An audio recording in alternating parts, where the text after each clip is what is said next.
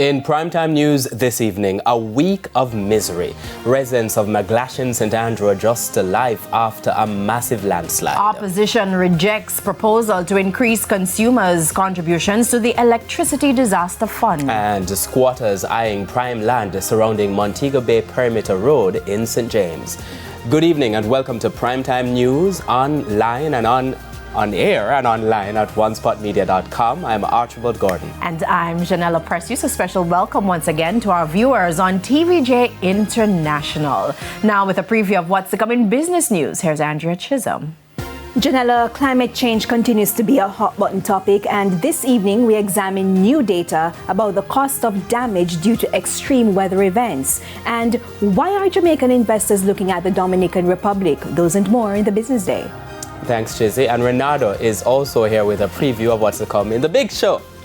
Well, RTA Jamaica to host the ultra-rich Grand Slam Track League in April next year, and West Indies T20 captain Rothman Powell critical of batsmen after defeats to England in Barbados.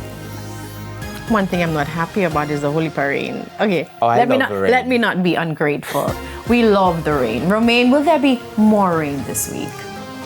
There is indeed, and if we monitor an area that is south of the Caribbean, in the southern portion of the Caribbean basin, we'll see that the Hurricane Center is paying very close attention to this area because it could possibly develop.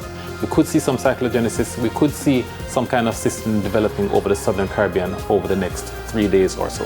Wow. Well, when you say it like that, it doesn't sound like a greater thing.